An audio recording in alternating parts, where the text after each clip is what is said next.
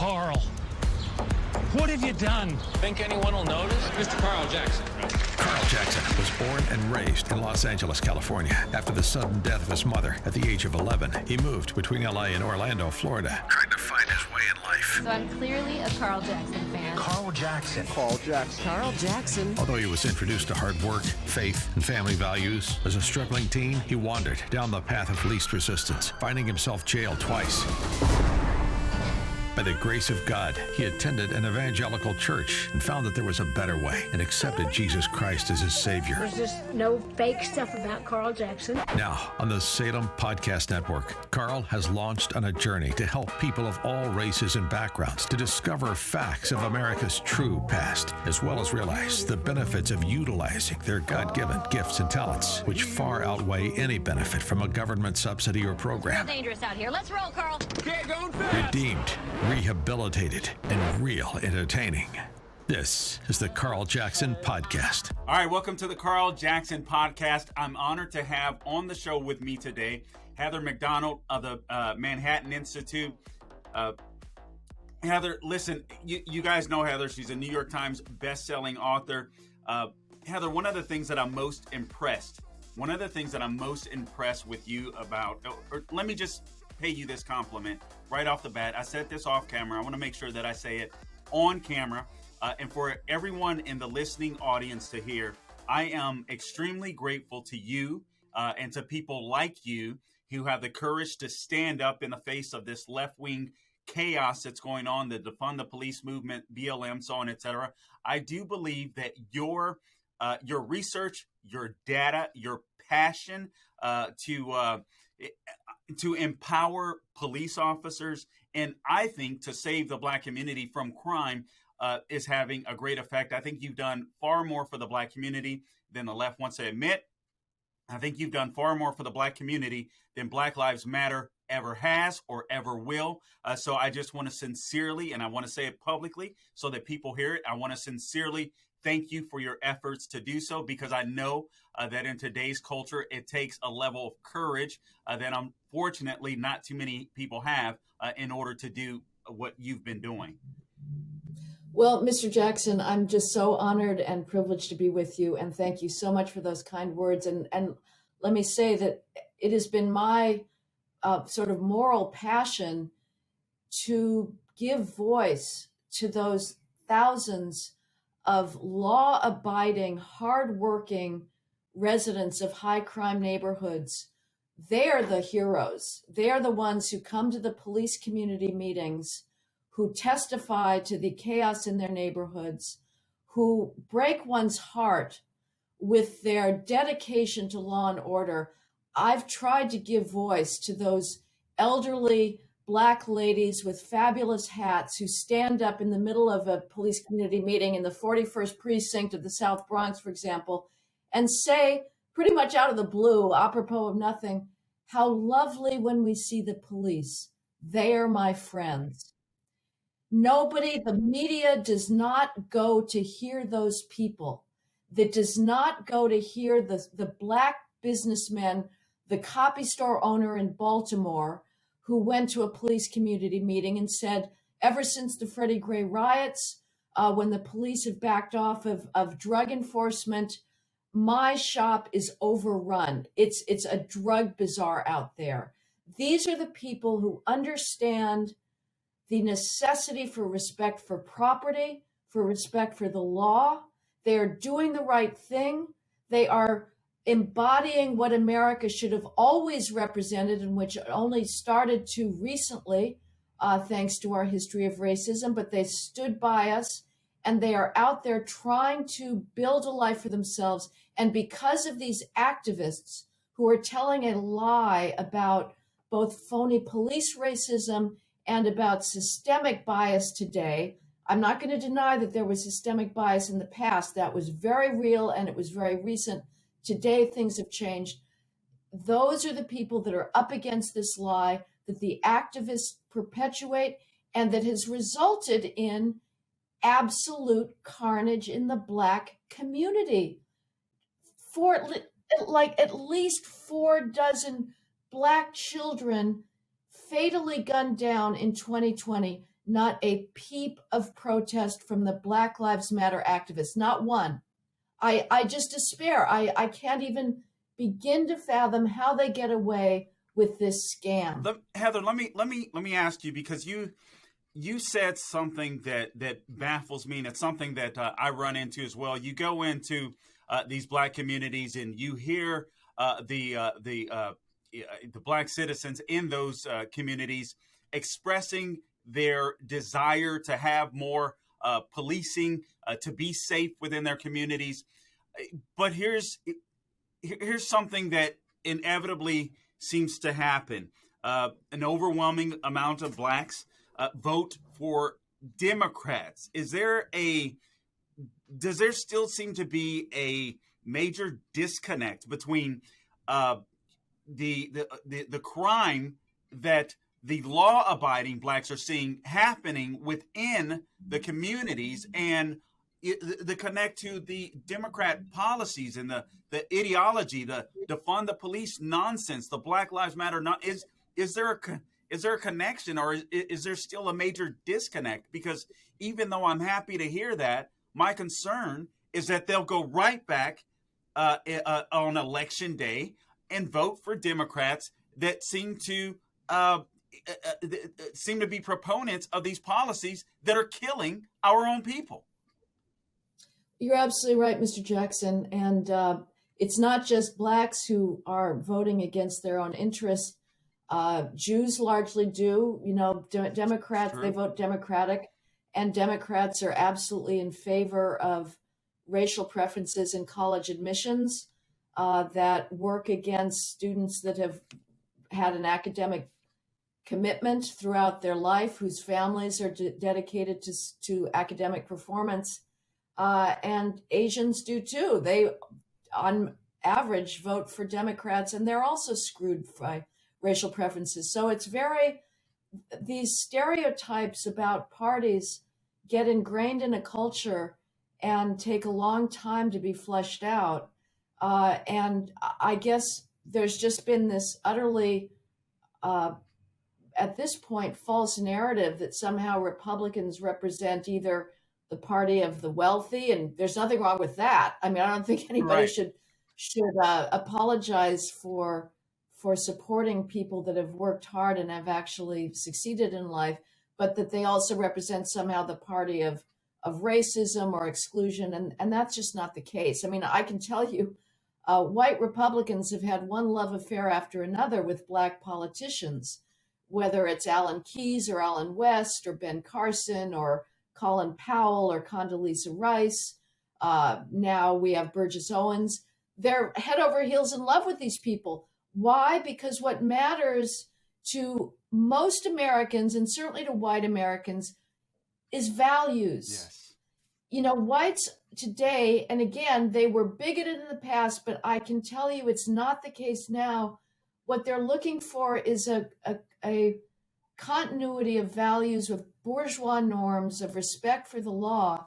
And we are ready to be post-racial, but the damn diversity bureaucrats that are now in elementary schools and certainly in high schools and colleges won't let us be so. They keep drumming into everybody's heads a narrative of racial victimology and racial oppression. You know what? I can tell you this, Heather, from experience. I grew up in Los Angeles before moving to Orlando, Florida, which is where I reside now and have for a couple of decades now. But when I was younger, I got into trouble with the law. I was in LA during the time of the LA riots. And, at the time, I mean, I was a numbskull, and my two of my brothers that were right above me in age, or are right above me in age, they kind of were too. It's like we had this these double lives where we went to church with my parents, but we lived in the hood, and sometimes you had to learn to protect yourself. You had to learn to be street savvy, so on, etc. And there were times where I did have encounters with cops, nothing major. The same is true for my brothers. And I do feel like I think you're absolutely correct. I do believe that there was a period in time where many cops were bigoted, but I don't feel that way today. Like I just said, I live in Orlando, Florida. I've been stopped out out here on on occasions, and the cops are extremely nice and well mannered as long as you behave and you're respectful. They treat you with respect. And I've also noticed that over the years, I'm seeing more cops that either look like me or are Latino, and I'm looking at the I'm looking at the diversity, if you will, in the police department across America today. And I don't even believe it's predominantly white. Correct me if I'm wrong, Heather. And I'm sitting here thinking, these are people I know police officers, and I have a friend that's white, that's one. I have two that are Latino that are cops. And I'm sitting here thinking, the police force is more diversified than ever. What the heck are you talking about that is systemically racist? Makes no sense to me. Yes, I would say probably if you look at the entirety of the nation's police department, it's still, I'm sure, police departments, it's still majority white, but that's because the country is majority Sure. white. So, there's areas that are desperate. I mean, every police department in the country, I don't care if it's in some small town in Montana, I can tell you it is desperate to recruit blacks, even though there's, in Montana, maybe the black population is 1% at most.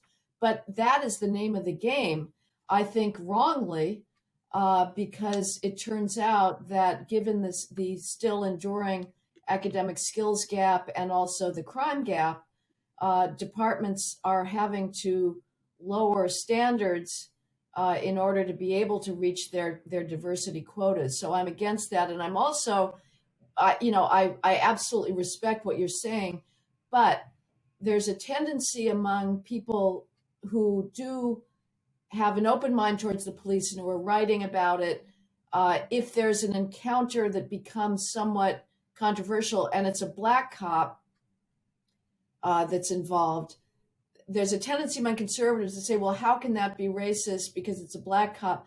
I'm never going to take that line, because that implicitly supports the idea that if it were a white cop, it would be legitimate to have as a Good point. presumption that race was involved. So I don't think it really should matter if a police department is all black or if it's all white, as long as those cops have been hired on merit, on their skills, on their ability to understand the law, on their ability to work with people, to withhold the stress on the job, to not overreact, to be able to talk people down.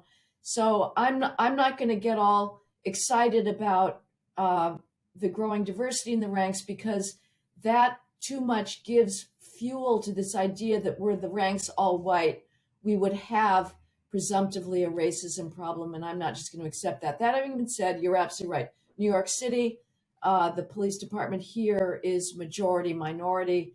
And I'm sure there are many departments across the country, especially in the West, where that is the case. No, and I tell you what, I appreciate you offering that clarity. And I got to be honest with you, I didn't even mean it in that way, but I still appreciate you saying that.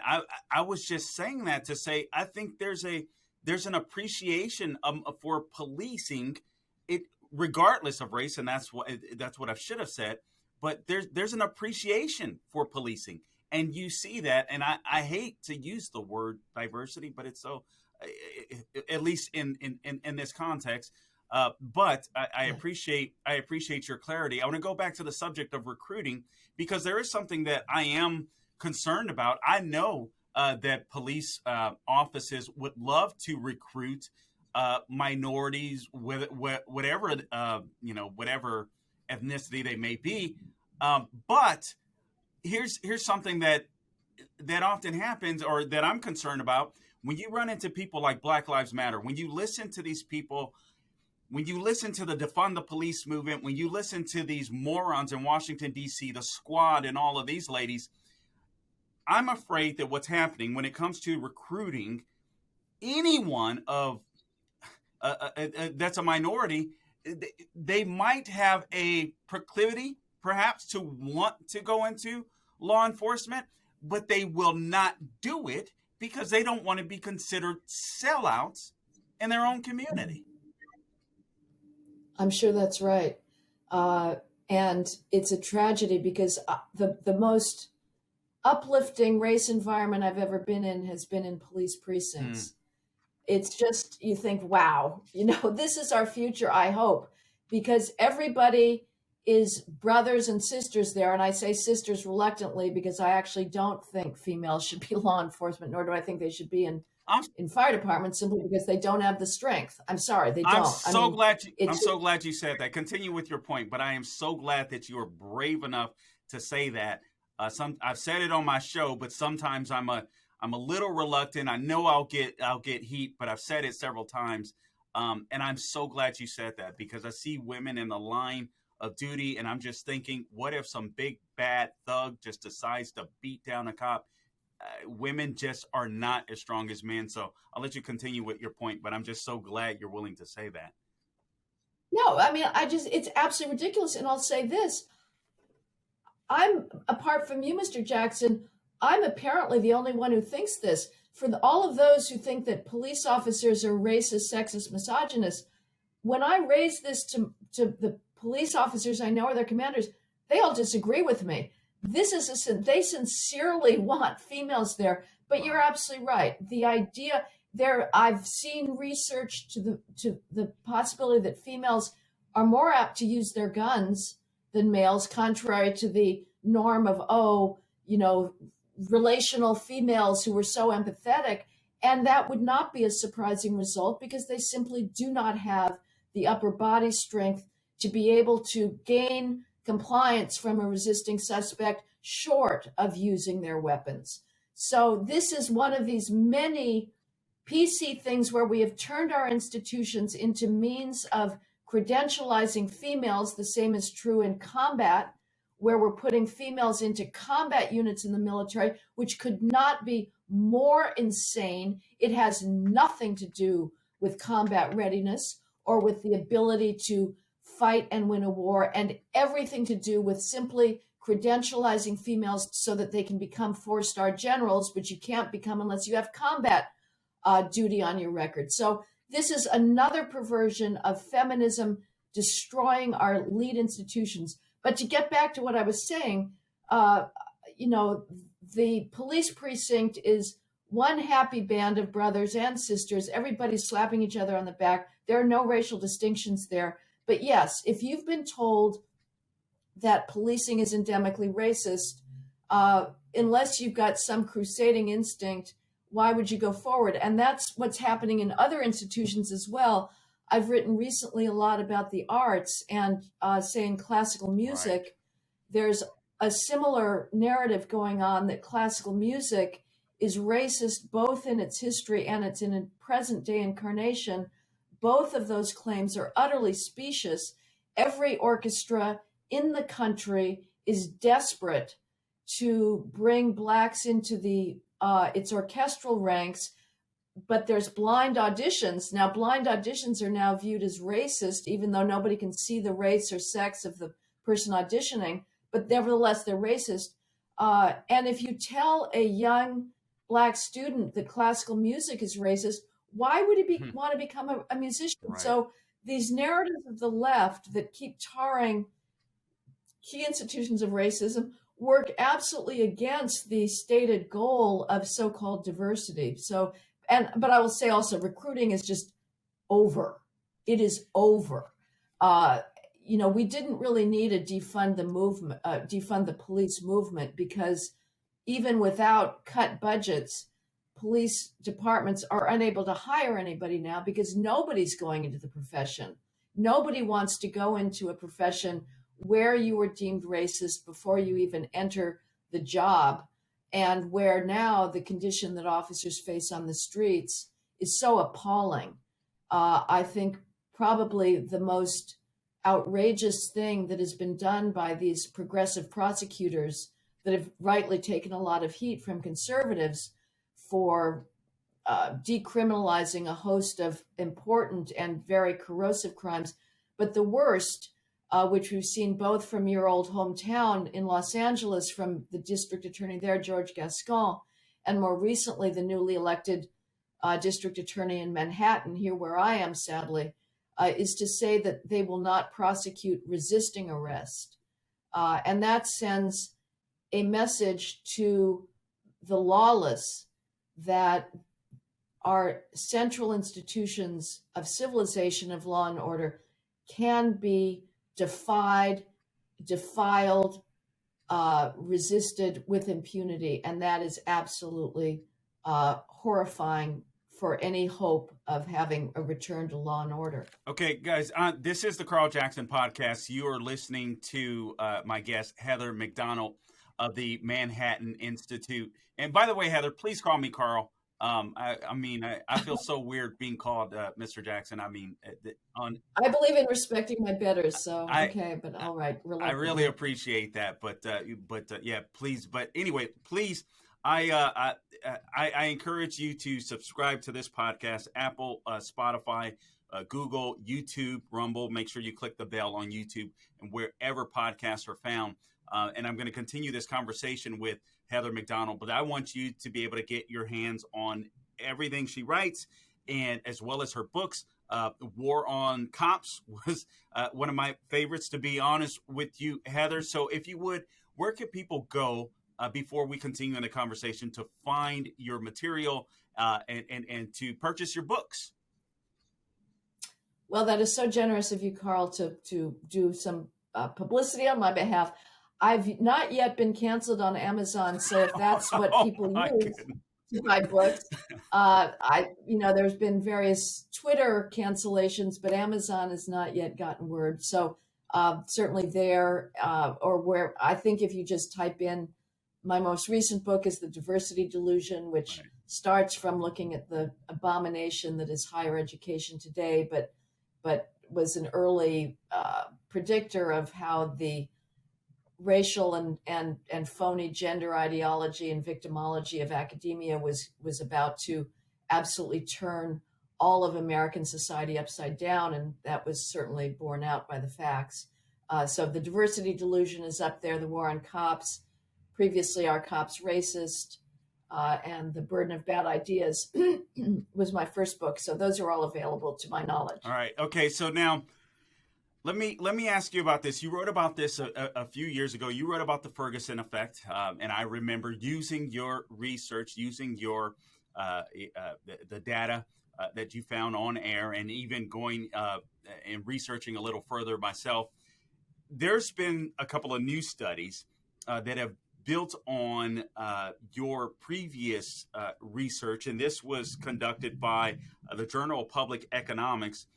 Two university economists, Cheng and Wei Long, and it was published in the City Journal as well. And Heather, the Ferguson effect is not just real, but according to the latest data and evidence, it's even worse than we suspected. And the numbers that you had given us previously were bad, but they've gone back into places like St. Louis, where they do a month-to-month, if you will, study on, actually, they've done a month-to-month study in several big cities, actually 60, but the St. Louis Police Department in particular, the study talks about they collect high-quality data on self-initiated activity, and the authors note allowing them to assess in specific detail, the article says, police behavior just before and just after Brown's death. And the numbers are alarming. They say that the immediate aftermath of Brown's death, self-initiated arrests fell 62%. So police just backed off. Essentially, similar declines are seen across 9 out of 11 categories of self-initiated activities, including foot patrol, which was down 82%, Heather. Pedestrian checks down 76%. Notably, the decline in arrests is concentrated among misdemeanor arrests, which is obviously if people are committing small crimes or misdemeanors, but they're never punished or checked, inevitably, many of them will go on to participate in more perhaps felonious crimes. And just to remind the audience, if you will, the Ferguson effect it is basically, you identified it as whereby public scrutiny reduced police activity and led to an increase in violent crime. And the supporters of the protests back in the day, the Michael Brown, Ferguson effect, all that kind of stuff, fervently derided it as imaginary, but it's not imaginary. It is real, and it's getting worse. And obviously, it's going to be compounded even more with the defund the police movement. Your response? Well, Carl, you're absolutely right. I mean, you can graph these things, and it's been done both in the post Michael Brown event and in the post George Floyd riots, where the line for police activity goes down, and it's paralleled in reverse with the line in shootings and other types of crimes. It's in inverse proportion as police back off from what you rightly describe as this discretionary, voluntary, proactive activity. I hate the word proactive, but we don't have much better for it. It's just things that cops don't have to do. They initiate it on their own through observation. They have to answer 911 calls that come over a radio, but that's reactive because there's already been a robbery or a shooting. Proactive is seeing somebody in a known drug corner at 2 a.m., hitching up his waistband as if he has a gun and stopping him and asking a few questions. The cops don't have to do that. And if they're under one of these, now it seems like perennial tsunamis of anti-cop hatred that tells them that they are racist for trying to fight crime in high crime neighborhoods and save minority lives, they're going to just drive by those voluntary interactions. Why get out of your car? And ironically, James Comey, who is now an absolute bugaboo on the right, but I still have a soft spot in my heart for him because in October of 2015, about a little less than a year after the Michael Brown shooting, he gave a very important speech in Chicago that confirmed the Ferguson effect. He said, cops are driving on by, they're saying, I'm not going to get out of my car. And Comey said, folks, we've got a problem. Violent crime was on the upsurge. That's when you had Rahm Emanuel, the mayor of Chicago. There was a national crime meeting that President Obama's Loretta Lynch, AG, had convened, and Rahm Emanuel at that meeting said his cops had gone fetal. Well, so the first iteration of the Ferguson effect we saw in 2015 and 2016 as cops backed off across the country because of the Michael Brown riots and the narrative. 2015 and 2016 was the largest 2-year increase in homicide in this nation's history, but it has been dwarfed by what happened in 2020 that began only in late May after the George Floyd riots. 2020 saw the largest increase in 1 year in this nation's history, nearly 30%. A 30% change in anything, right, whether it's inflation or weight or smoking or wealth in 1 year, is a massive change. I mean, statisticians are, worried over 3% changes are considered significant. 30% is mind-boggling. Who were the victims? We have over 20,000 people killed in 2020. The majority of those victims are Black, even though Blacks are 13% of the population. So another 2,000 or so Black lives were taken in 2020 compared to the previous year because the cops backed off again. And those graphs show you again, whether it's Minneapolis or Chicago, the same effect. And to return to our opening discussion, Carl, those Black lives that were taken, not by cops, not by whites, but by other Blacks, are utterly off the radar screen of either the Democratic establishment, the Democratic media, or the Black Lives Matter activists. One of the things that I hate and I can't stand, Heather, is when these cases like the George Floyd case, and I know, I understand the narrative. I understand what the left and the I call it the Democratic media is trying to do with these cases in order to keep blacks on the Democratic plantation, in my opinion. But they use these high-profile cases: George Floyd, Trayvon Martin, Michael Brown. They make black thugs, black heroes to the black community. They get blacks all wound up and frustrated and angry. And the goal is essentially to make blacks mad enough where we just stop using our minds. We stop thinking. We get so angry and we get so emotional. Sadly, for whatever reason, and I could speculate, but regardless, I can't stand these high profile cases because we pay attention to perhaps something that was an injustice done by a police officer, one police officer. And just like you said, you get massive homicides in the black community and people don't say a word. And sadly, a lot of people within the black community don't say a word because there isn't enough policing in the black community. They're scared that if they, as the saying goes, snitches get stitches. And honestly, that's what I lived through when I was younger.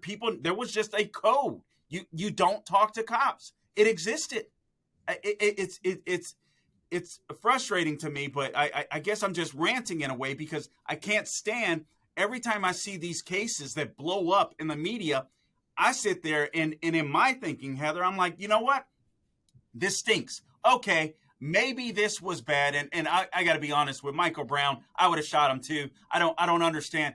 When you read the evidence, anybody with a modicum of common sense and they wanted to defend their lives would have shot the person, shot the guy if he's trying to grab your gun.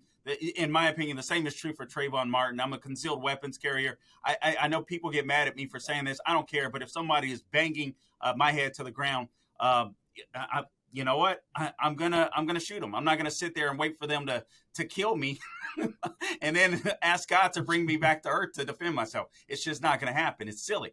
And honestly, Heather, my background is as a young man. I got arrested a couple of times. God radically changed my heart, changed my way of thinking.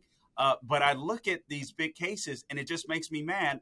And all of that to just circle back and say, when these happen, when these major cases blow up in the media, I understand there's going to be more carnage in the black community. And this is what frustrates me about the BLM movement and the defund the police movement. I'll get your reaction to that. And then the last thing that I want to talk to you about, Heather, and again, I'm talking to Heather MacDonald of the Manhattan Institute. Guys, you can Google her name and you will find her material. You can buy her material on Amazon. The Diversity Delusion is her latest book, War on Cops. I suggest you buy the War on Cops as a reference book. Quite frankly, all of your books, Heather, they are good to go back and just reference, and then I can pretend like I'm as smart as you. It is the funnest thing to do. So anyway, let me get your reaction to that, and then I want to talk to you about these DAs, the Alvin Braggs of America, of these big cities that are causing more carnage to not just minority communities, but to everyone that they serve. Well, first of all, Carl, I want to pick up on something that you implied there. It is tragic that today's civil rights heroes are all thugs, because the way that you become a civil rights hero today is to be shot by the police. And the way you get shot by the police is to be likely involved in criminal activity and resisting arrest.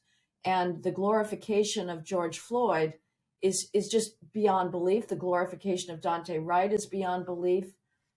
These were people who were violent towards those around them. They are not worthy. You know, when I see our real civil rights heroes, whether they were actually doing the activism or contributing to the highest reaches of American civilization, whether it's an Ella Fitzgerald or a Duke Ellington, dressed to the nines, living up to civilizational ideals of bourgeois norms under conditions that were so hateful. Those are the people that deserve respect, not George Floyd or Michael Brown or Trayvon Martin. It's absurd. It's heartbreaking that that's what we've come to. As far as the sense of, yes, blacks get all hot under the collar about these singular events. The notion that most Americans hold that we're living through an epidemic of racially biased police shootings is a media creation, pure and simple. It's a fiction created by selective media coverage. If the media paid as much attention to white victims of police shootings, we'd all be thinking we're living through an epidemic of white police killings of whites. The fact of the matter is, the media only covers black shootings. I remember in 2016, the head of the Congressional Black Caucus stood up in Congress and said, well, as we know, the vast majority of police shootings this year, like 70%, are of blacks. Well, at that point, it was, as it always is, about 25% of police shootings are of blacks. Nobody's heard of Tony Timpa. You may have covered him on your show, Carl, but this is a white guy from Dallas who was shot he was killed under the knee of police officers in 2016. He was high and schizophrenic and off his medication. And he said 30 times, you're killing me, I can't breathe. Nobody's heard of Tony Timpa because he's white. So it is completely an optical illusion that there is some epidemic of these awful killings. Last year, the police fatally shot 4 allegedly unarmed blacks. And I say allegedly because it's a categorization that the Washington Post has put out there. And the Washington Post defines unarmed very liberally to include people that are grabbing an officer's gun or fleeing with a gun in their stolen car. So 4 unarmed blacks out of a population of about 44 million or 47 million, compared to last year, there's going to be well over 10,000 blacks who are killed by other black criminals. So it's a complete, the math doesn't work out. And yet it is the dominant narrative, and it's a very dangerous one. Oh my goodness. That is so, honestly, that it upsets me to no end, because you get black conservatives, and I got to be honest with you, I really don't care, but you get black conservatives that are more prominent, much more prominent than me. The Larry Elders, the Candace Owens of the world, they are called sellouts for addressing this stuff. And I feel like people like yourself and people like Larry Elder and the Walter Williams, the Thomas Sowells, and all of these people that have paved the way are doing so much more for the black community. It's like extending your hand out to help someone, and then they just slap it back, and it's frustrating to me, and it's why I hate the Democrat Party as a result of this, to be honest with you. But I also wish that there were more Republicans that would stand up and go to some of these black communities. I wish they do a billboard campaign, quite frankly, in these communities. For, just like you said, the stats, 4 police officers or 4 blacks, unarmed blacks. And I hate using the term unarmed, because I can tell you when I was younger and dumb, Heather, there were times when I was unarmed, but it doesn't mean you're not dangerous. And it doesn't mean that somebody can't hurt you. But the left does a great job in framing narratives. But, for unarmed. Carl, let me ask you. You said you wish the Republicans would do more outreach in black communities, and that's a standard trope in Republican consultant discourse. Is it really the case that that's not going on? It's hard to believe, because we've been saying this for decades, and it seems so obvious, and anything that has received wisdom, I'm skeptical of. So, but you really think that Republicans are not trying to woo black voters? You know what? This is okay. So I'm glad that you asked that. I'll put it this way. My experience has been that Republicans want to, but for whatever reason, the work is not put in. And there are some Republicans that do it. There's a young man whose campaign I'm supporting right here locally. He's a Republican, but he happens to be black. He's doing a lot of outreach within the black community. But oftentimes it's like it's what I would call maybe drive-by outreach. I think it's, quite frankly, and I think the Democrats are bad at it too, except they go in and they buy off votes oftentimes, and they're just there, good or bad. They just happen to be there. But I think there needs to be a stronger presence. I think there's a lack of outreach severely to the black community and the Republican Party. And I think that, I got to be honest, I think Donald Trump did a fabulous job. And when I say that, Heather, I don't even think that you need to always show up. I don't think you need to be in Harlem. I don't think you need to go to South Central or Compton all the time. I just think you need to speak up and say something. I think there need to be more voices that exist within the Republican Party that aren't afraid to say the things that you say, the things that I hear Dennis Prager says, and maybe even go and give speeches in these communities and be willing to take the arrows and present the data. I don't see that enough. And I'm not saying, let me be clear, you're right. I should clarify. I do believe that outreach exists. Perhaps it needs to be more frequent and more forceful. Does that make sense? Yeah, it does. Okay. So, all right. Well, here's what last thing I want to get your take on, Heather, is are these DAs that exist across the nation, these George Soros DAs, the Gascons of the world, the Monique Worrells right here in Orlando, Florida. You have Alvin Braggs. I was speaking to a gentleman from Heritage, Zach Smith of the Heritage Foundation yesterday. He's a legal fellow there. And he was talking about the negative impact that these people are having in the communities. And oftentimes we think about the criminals and we think about the squad and defund the police movement and all this kind of stuff. But what's forgotten oftentimes are these DAs that are slipping underneath the radar, and they're doing just as much damage simply because they will not prosecute crime. Well, they embrace this ridiculous idea, and I think even our new mayor here in New York, Eric Adams, has sadly given some support to this, that, well, we're going to go after violent crime, but everything else we're going to ignore. And you earlier alluded, Carl, to the problem that when you ignore misdemeanor crime, you are letting criminals understand that there is no authority in control, that law and order is not going to be enforced, and you're giving up a lot of opportunities to interact with somebody who's a gangbanger and probably carrying a gun.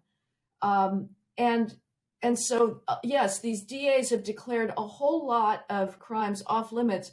And the reason is the same reason that is dismantling every aspect of criminal justice and many other institutions in the country today, which is disparate impact.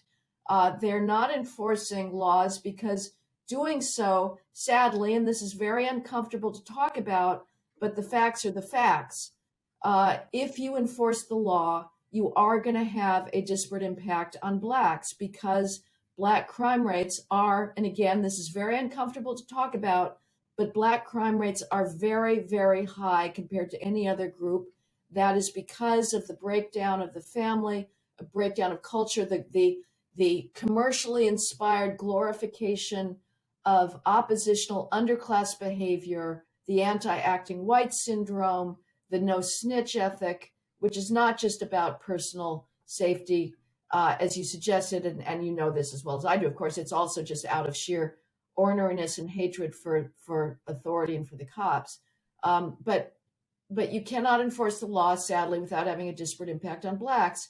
But if you don't enforce the law because you want to not have a disparate impact on Black criminals, you're also going to have a disparate impact on Black victims and on those elderly ladies who want to be able to go down to their building lobby here in New York and pick up their mail without worrying about teens that are trespassing, hanging out, selling drugs, and smoking weed. I've spoken to these elderly ladies, a cancer amputee who was terrified to go down. She said the only time she goes down is when the cops are there. She said, "Please, Jesus, send more police." And so, the DAs that say, well, we're only going to go after violent crime and we're going to ignore turnstile jumping and theft and looting and resisting arrest and trespass, that is a recipe for more violent crime. And it ignores what is the overwhelming demand in high crime communities.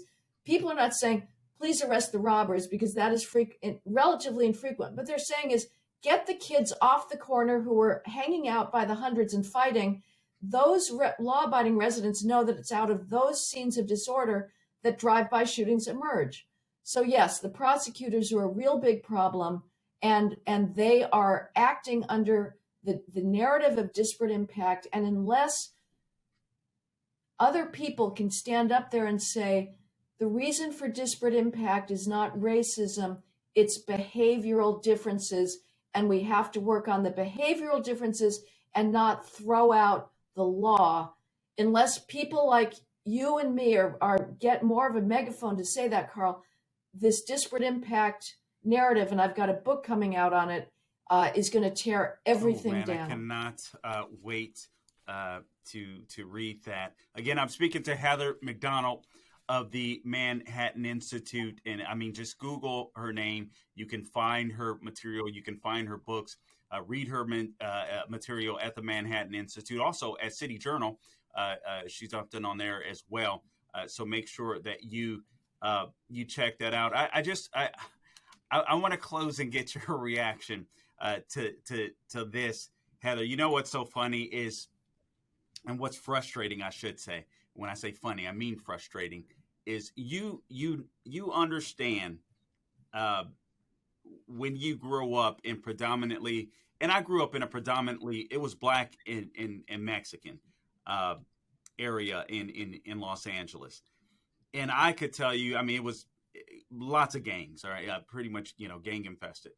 And what's funny is whenever people wanted to escape, people would talk about Riverside, California, or sometimes I was associated with a church and a sports league. We'd go to Pasadena to play and all this kind of stuff. And I would say that there was some bigotry. You're talking about 30 years ago. There was some relevant, bigotry. There was some prejudice. There was some racism. I don't think it was major, but it was there. But I could tell you overwhelmingly still, I felt much safer walking in those areas and being in those areas than I did in my own community.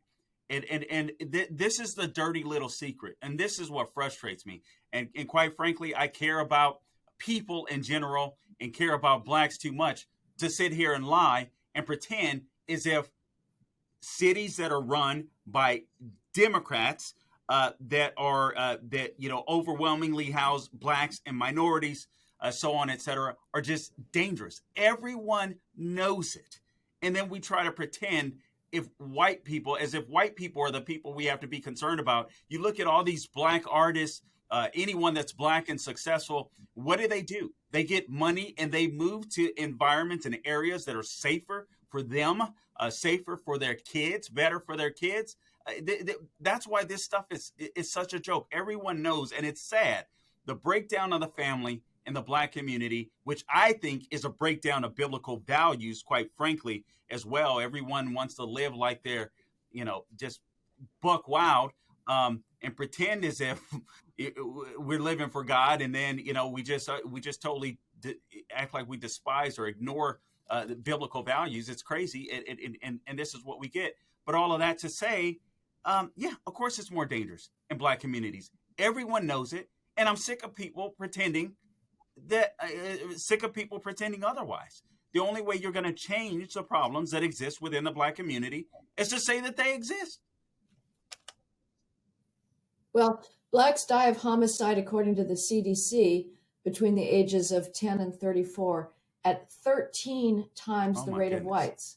13. I mean, that's a statistical fact that is off the charts. Did you say from the ages of 10 to 35?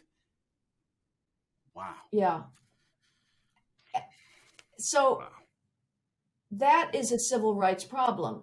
You know, you're dying of homicide at 13 times the rate of whites. Why?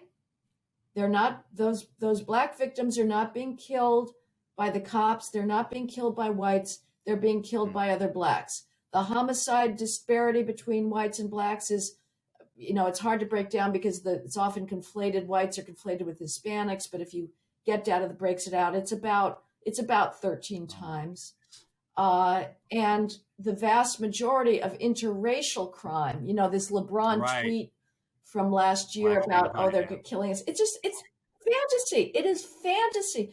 Blacks commit 88% of all interracial crime between blacks and whites and blacks.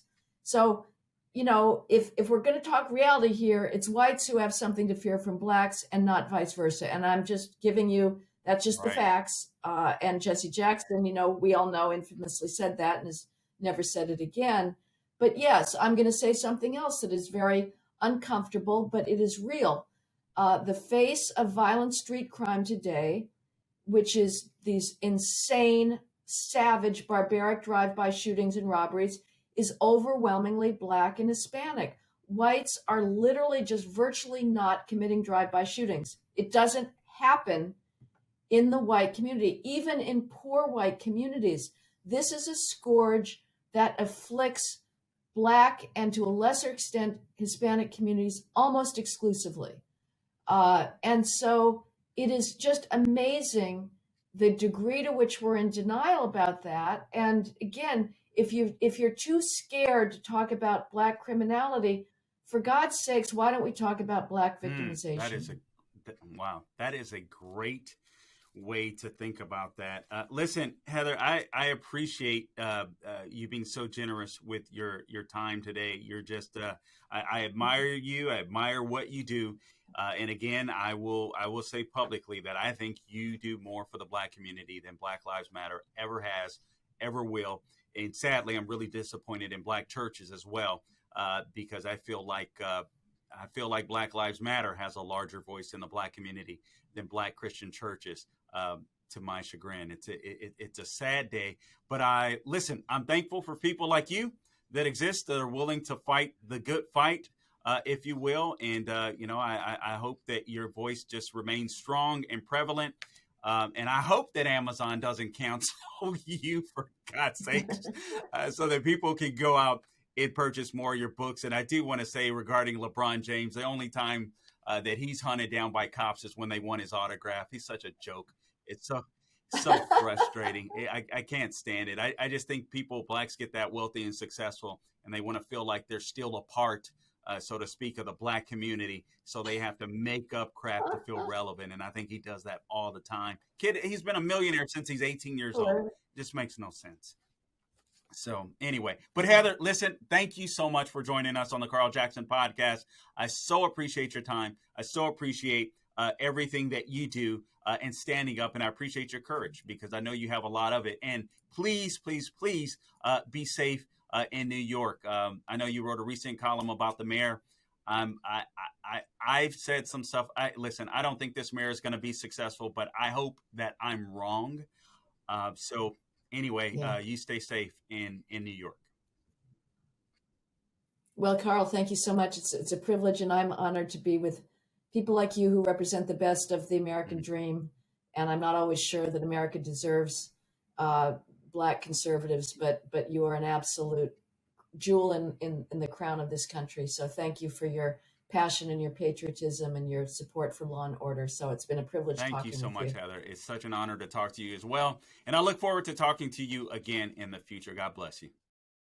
All right, guys, you have been listening to the Carl Jackson podcast, and I just want to remind you again to please subscribe on Apple, Spotify, Google, YouTube, and Rumble. And again, click that bell on YouTube. Follow me on Facebook, Carl Jackson Radio, Twitter at Carl Jackson Show, Parler at Carl Jackson Show as well. I almost forgot that there, Gabe. You were going to have to send out a flag. All these places. But anyway, listen, I appreciate you guys being out there. And guys, don't just like the pages. Please share the pages. The big tech oligarchs are working against conservatives like myself. And it's going to take all of us on board in order to get our message out. All right, guys. So that'll wrap up the podcast for today. Again, Apple, Spotify, Google, Rumble, YouTube. Please like, please subscribe, please share. Thank you for being in the listening audience. And until next time, don't grow weary doing good, and God bless you.